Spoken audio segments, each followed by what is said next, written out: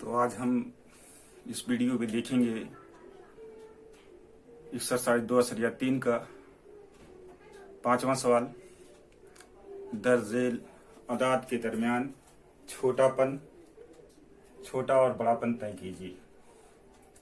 तो जजरी मिकदार को हम देख करके नहीं बता सकते कौन सी जजरी मिकदार छोटी है, कौन सी जजरी मिकदार बड़ी है। इसके लिए जरूरी है कि हम या तो दोनों अदद को जजर के बाहर निकाल लें या तो दोनों अदद को जजर के अंदर दाखिल कर लें। तो एक सवाल दो सवाल हम जजर के अंदर लेकर के करते हैं और एक दो सवाल जो है जजर के बाहर निकाल कर करते हैं। तो हम तय कर लेंगे कि कौन सी अदद बड़ी है, कौन सी छोटी है। छोटे की अलामत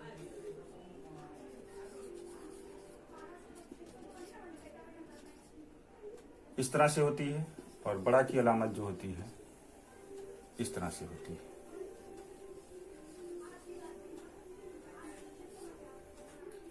तो सबसे पहले देखते हैं, इसका पहला हिस्सा है 7 जजर 2 और 5 जजर 3।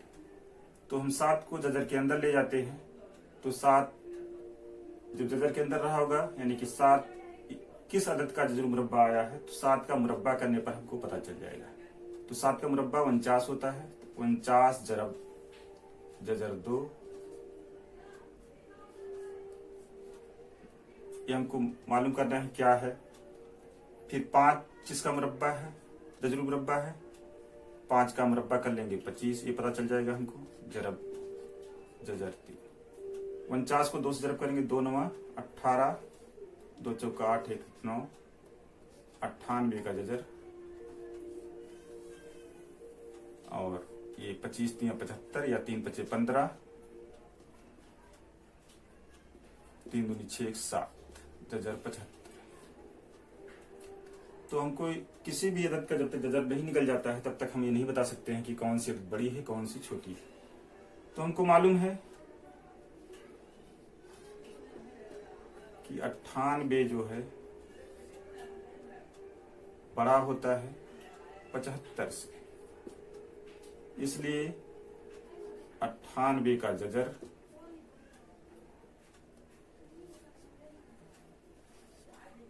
बड़ा होगा 75 के जजरुल मुरब्बा से।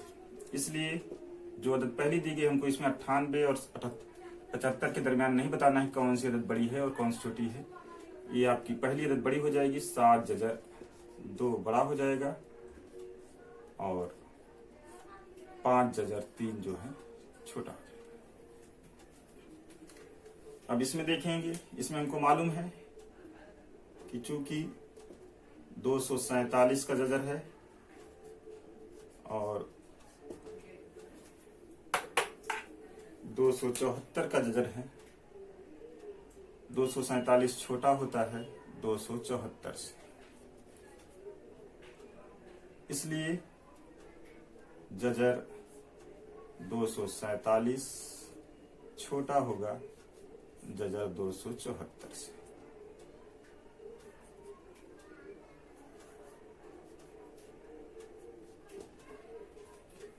इस तरह से इसका तीसरा हिस्सा है 2 जजर 7 और जजर 28।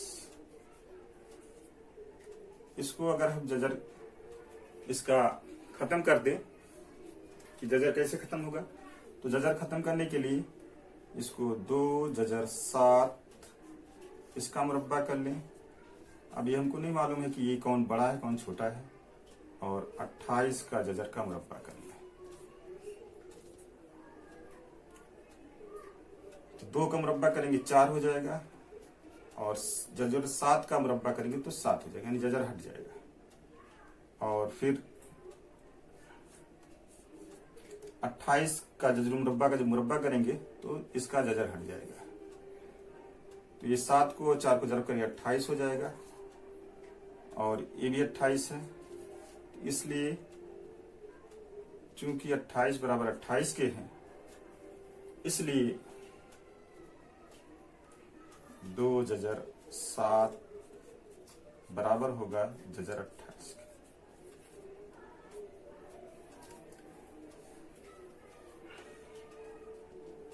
अब इस तरह से अगर हम इसको करते हैं पांचवा सवाल, ये पांचवा सवाल इसका पांचवा हिस्सा है 5 जजर 3। अगर हम इसके जजर को खत्म करते हैं तो इसको इस तरह से कर सकते हैं 5 जजर 3 का मुरब्बा और 9 का मुरब्बा। तो 5 जजर 3 का मुरब्बा यानी 5 का मुरब्बा 25 हो जाएगा। जरा जजर 3 का मुरब्बा करेंगे तो 3 का जजर हट जाएगा।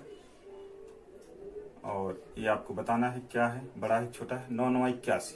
अब इसको हम ऐसे नहीं बता सकते हैं। अब जरब करने पर 25 3 75 हो जाएगा और 75 छोटा होता है 81 से, ये हमको मालूम है। क्योंकि इसलिए 5 जजर 3 छोटा होगा 9 से। और होमवर्क में हमको चौथा और 7वां सवाल करना है खुद से। एक्सरसाइज नंबर 2/3 का छठा सवाल देखेंगे। मुख्तसर करना है। सवाल में लिखा है मुख्तसर कीजिए। मुख्तसर करने का मतलब जो भी अलामत दी गई है जमा करना है तो जमा कर दीजिए, नफी करना है तो नफी कर दीजिए, और बाकी जो बचता है उसका आंसर लिख देना रहेगा। तो यहाँ पर जजरी मिकदारें हैं। जजरी मिकदारें उसी वक्त जमा या नफी हो सकती हैं जब वो मुसावा हो, यानी उनके जजर के अंदर की अदद एक जैसी होगी, तब हम उसको जमा या नफी कर सकते हैं। इससे पहले वाले सवाल में हमने मुसाबा के बारे में देखा है कि जब तक दोनों अदद में जजर की अलामत के अंदर जो अदद है, यानी कि जो बाहर नहीं निकल सकती है, यानी इसका जिसका जजर नहीं निकल सकता है, वो एक जैसा नहीं होगा, तो हम उसको गैर मुसावा अदद कहेंगे। तो यहाँ पर पहले सवाल में 5 जजर 3 जमा 8 जजर 3, तो दोनों में जजर के अंदर की अदद एक जैसी है, ये दोनों मुसावा अदद है। तो अगर हम इसमें जजर 3 को कॉमन ले लेते हैं तो यहाँ पर 5 बचेगा, जमा यहाँ पर 8 बचेगा, और जजर 3 कॉमन है। तो 5 को और 8 को जमा कर लेंगे, कितना हो जाएगा 8 5 13, और जजर 3 इसके साथ लग जाएगा। ये आंसर हो जाएगा हमारा। लेकिन अगर जब ये जजर मुसाबा रहेंगे तभी हम कर सकते हैं, अगर नहीं है तो उसको हमको बनाना होगा। तो दूसरा सवाल इसका है, दूसरा हिस्सा जो है 9 जजर 5 नफी 4 जजर 5 और जमा 125। तो पहले दो तो हमारे एक जैसे हैं, मुसाबा जजरी मिकदार है, लेकिन तीसरी जो है वो नहीं दिखती है, तो उसको हमको अगर मुसाबा बन सकती है तो बनाना रहेगा, और नहीं बना सकते तो उसको वैसे रहने देंगे। ये इसमें से 5 जजर कॉमन हो जाएगा, तो 9 नफी 4 बचेगा, और जजर 5 इसके अंदर है। अब 125 का जजर अज्जा भी कर लेंगे। 5 25 25, 5 दूनी 10, 2 बचेगा, 5 25 25, 5 25 25 और 5 25 5 1 5। तो ये 5 की जोड़ी बनती है, तो एक बार जो अदद की जोड़ी बनेगी वो यहाँ पर दर्जा 2 है, इसलिए वो बाहर आ जाएगी। तो 5 बाहर आ जाएगा जजर के, और ये 2 एक 5 जो है जजर के अंदर रह जाएगा। तो बराबर हो जाएगा 9 में से 4 नफी करेंगे तो 5 जजर 5 हो जाएगा, जमा 5 जजर 5। इस तरह से डायरेक्ट हम 5 जजर 5 जमा 5 जजर 5 को 10 जजर 5 कह सकते हैं, लेकिन बेहतर यही रहेगा कि दोनों में से जजर 5 कॉमन ले लें।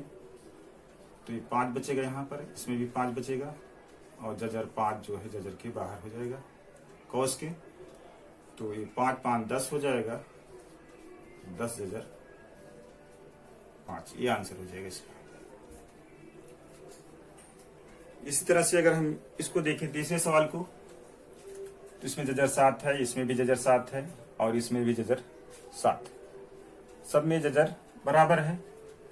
तो जजर 7 को अगर हम कॉमन लेते हैं तो यहाँ से पूरा निकल जाएगा, तो 1 बचेगा। जब कोई कॉमन ली हुई अदद पूरी की पूरी बाहर ले ली जाती है इसको अगर ऐसे भी लिख सकते हैं कि जजर जो कॉमन लिया जाता है उसको पहले लिख लें या बाद में लिखें, कॉस के आखिर में, दोनों सही रहेगा। इसमें से जजर 7 बाहर ले लिया गया है तो 1 बचेगा।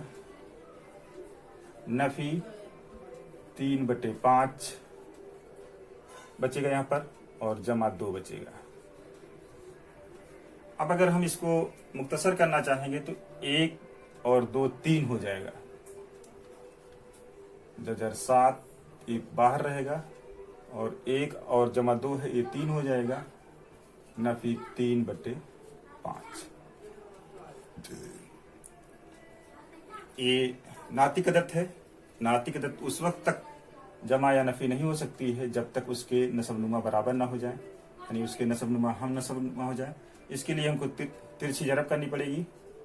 जजर 7 ये लिखा जाएगा और इसको तिरछी जरब करके इसे लिखा जाएगा 3/5 नफी 1/3 बटे 1/5। ये आना हमको जरूरी है, नहीं आएगा तो हमारा सवाल आंसर नहीं आ पाएगा। जजर 7 3×5 15 हो जाएगा, ये कॉस के अंदर ही लिखा जाएगा। नफी 3×1 बटे 5×5। अब 5 नफी कर देंगे इसमें से, 15 में से 3 को नफी कर देंगे तो कितना आ जाएगा 12। ये 12/5 और जजर वाली अदद जो है बाद में लिख देते हैं, या इसको लिख सकते हैं हम इस तरह से 12 जजर 7/5। ये आंसर हो जाएगा। इसका बाकी सवाल नंबर 3 हम खुद से कर लेंगे।